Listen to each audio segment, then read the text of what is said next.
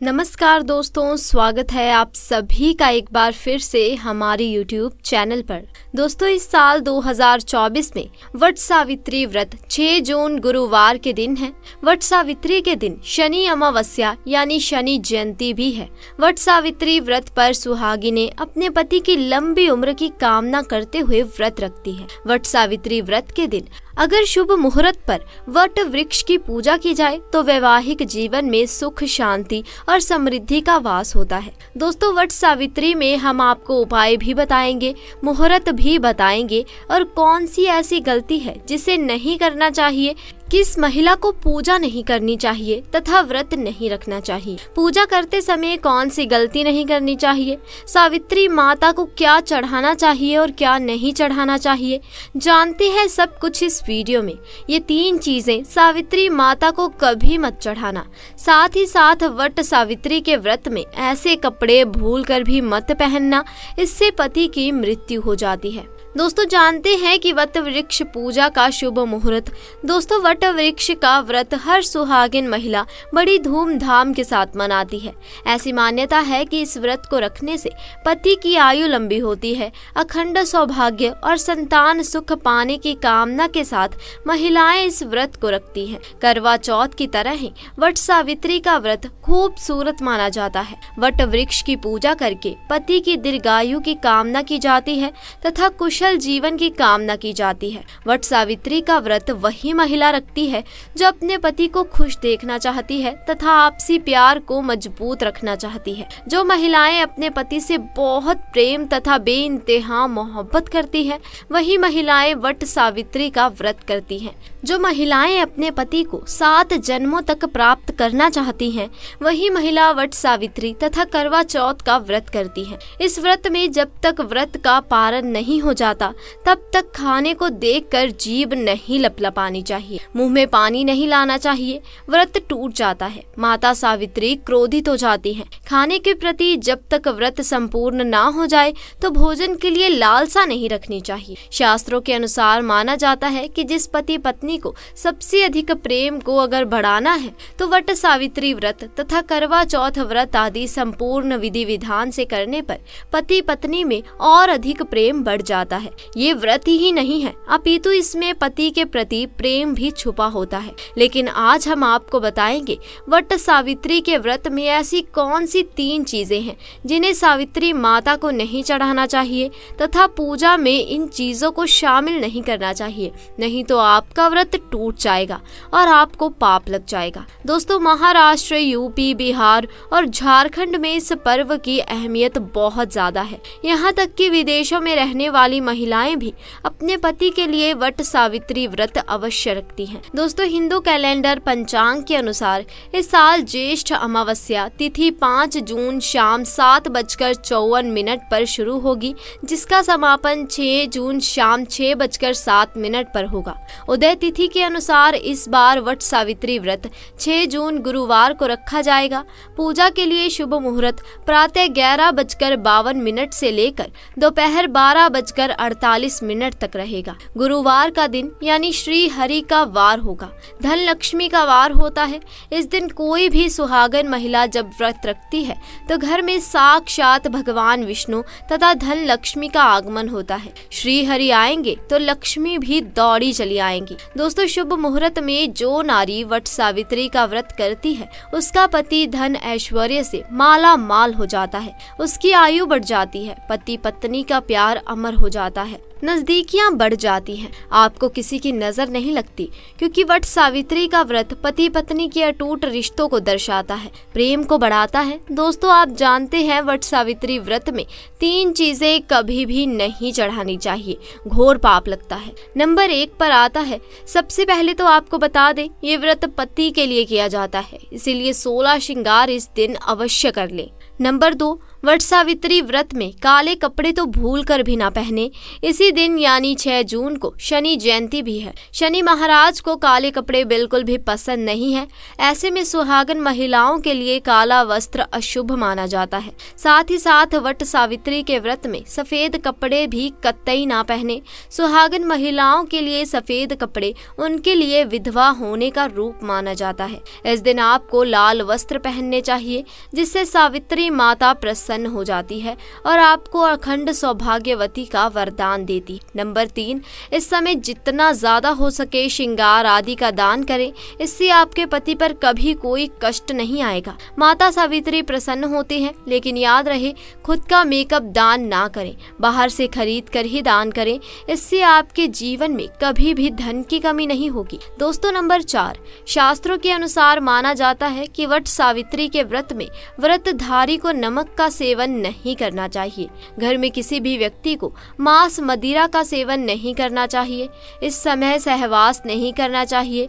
मुख से गंदे विचार नहीं निकालने चाहिए। वट सावित्री के दिन सुहागिन महिलाओं को ज्यादा सोना नहीं चाहिए, घोर पाप लगता है। इससे पति की आयु कम हो जाती है। इस समय आप सुबह सूर्य उदय से पहले आवश्यक रूप से उठ जाएं, माता सावित्री प्रसन्न होती है। नंबर 5, दोस्तों शास्त्रों के अनुसार माना जाता है कि कम से कम वट सावित्री तथा करवा चौथ वाले दिन या जो अपने पति के लिए व्रत रखा है उस दिन आप जितना ज्यादा हो सके मांग में सिंदूर थोड़ा लंबा लगाएं। इससे पति की आयु बढ़ती है और आपकी खूबसूरती देख माता रानी प्रसन्न हो जाती है और अखंड सौभाग्यवती का वरदान देती है। वट सावित्री के दिन एक सुहागिन को मांग में ज्यादा से ज्यादा सिंदूर भरना चाहिए। कम सिंदूर भरने से पति की आयु भी कम हो जाती है और आपको आयु बढ़ानी है, इसीलिए पति की आयु कम ना करें। नंबर 6, वट सावित्री के दिन लाल फूल अर्पित करने चाहिए। लाल फूल अर्पित करने से जीवन में सुख समृद्धि बनी रहती है और माता सावित्री प्रसन्न हो जाती है। लाल फूल को प्रेम का प्रतीक माना जाता है। लाल फूल प्रेम को बढ़ाता है। नंबर 7, दोस्तों वट सावित्री के दिन घर में मीठे पकवान अवश्य बनाने चाहिए और भोग लगाना चाहिए। नंबर 8, मामूली व्रत सोचकर वट सावित्री के दिन अक्सर महिलाएं ब्यूटी पार्लर जाकर अपने बाल कटवा लेती हैं, जिसे घोर पाप लगता है। इससे पति की मृत्यु निकट भविष्य में जल्द हो जाती है। लंबे केश किसी भी सुहागन महिला को वट सावित्री के दिन नहीं कटवाने चाहिए, इससे माता सावित्री क्रोधित हो जाती है। साथ ही साथ करवा चौथ वाले दिन भी किसी भी महिला को अपने लंबे केश नहीं कटवाने चाहिए, शुभ नहीं माना जाता। इससे पति की मृत्यु निकट भविष्य में हो जाती है। नंबर 6, दोस्तों वट सावित्री के दिन आप कोई भी चीज अर्पित करें, लेकिन ध्यान से देखें कि वो चीज खंडित ना हो, उसके बाद ही अर्पित करें। कोई भी चीज टूटी फूटी नहीं होनी चाहिए। जब आप अपने हाथों में चूड़ियां पहने तब देख लें वो चूड़ियां सफेद ना हो और नीली चूड़ियां भी नहीं पहननी चाहिए तथा काली चूड़ियां भी नहीं पहननी चाहिए। टूटी चूड़ियां भी कतई नहीं पहननी चाहिए, घोर पाप लगता है और व्रत टूट जाता है। दोस्तों इस दिन गले में मंगलसूत्र पहनना कतई ना भूलें, नहीं तो आपका व्रत पूरा नहीं माना जाएगा। गले में मंगलसूत्र अवश्य होना चाहिए। दोस्तों आप जानते हैं वो ऐसी कौन सी 3 महिलाएं हैं जिन्हें वट सावित्री का व्रत भूल कर भी नहीं रखना चाहिए, घोर पाप लगता है, जिससे हो जाती है पति की मृत्यु। आप ऐसी गलती भूल कर भी मत करना, नहीं तो आप अपने पति से वंचित हो सकती, आपको पाप लग सकता है, सावित्री माता नाराज हो सकती हैं। तो आइए जानते हैं। नंबर 1, दोस्तों अगर आपके मन में आपका प्रेमी का ख्याल ना आकर किसी गैर मर्द का ख्याल आता है या किसी गैर औरत का ख्याल आता है तो यह आपके चरित्र के लिए अच्छा नहीं माना जाता। असल में आप पाप के भागीदार हैं। आचार्य चाणक्य कहते हैं कि एक अच्छा जीवन साथी वही है जिसका मन इन बातों से पवित्र हो और अपने प्रेमी से ही प्यार करे। हमेशा इस बात का ध्यान रखें कि सच्चे प्रेमी जोड़े स्वर्ग में मिलते हैं और हमेशा हर जन्म में साथ रहते हैं और यही है विधि का विधान। नंबर 2, दोस्तों वट सावित्री का व्रत गर्भवती महिलाओं के लिए बहुत ही मुश्किल भरा समय हो जाता है। इस समय व्रत रखने पर गर्भवती महिला को काफी दिक्कतों का सामना करना करना पड़ता है। आपको बता दें, शास्त्रों में ऐसा बिल्कुल भी नहीं लिखा है कि कोई भी गर्भवती महिला वट सावित्री का व्रत नहीं कर सकती। लेकिन अगर आपके अंदर कमजोरी ज्यादा है या आप इस व्रत का पालन ऐसे समय में नहीं कर सकती तो आप वट सावित्री का व्रत ना रखें, क्योंकि ऐसे समय में व्रत रखना असुरक्षित हो सकता है। इसीलिए व्रत रखने से पहले डॉक्टर की सलाह तुरंत ले लेनी चाहिए, क्योंकि आपके बच्चे को कुछ भी हो सकता है। नंबर 3, शास्त्रों में बिल्कुल साफ साफ बता दिया गया है कि कई नियम ऐसे हैं जहां पर पति पत्नी का शामिल होना आवश्यक हो जाता है और जो कि 7 फेरे लिए बगैर कुछ काम हो ही नहीं सकते। उसमें वट सावित्री का त्योहार मुख्य रूप से शामिल है। आपको बता दे, जो पति पत्नी 7 फेरे लिए बगैर रह रहे होते हैं तो अशुभ माना जाता है।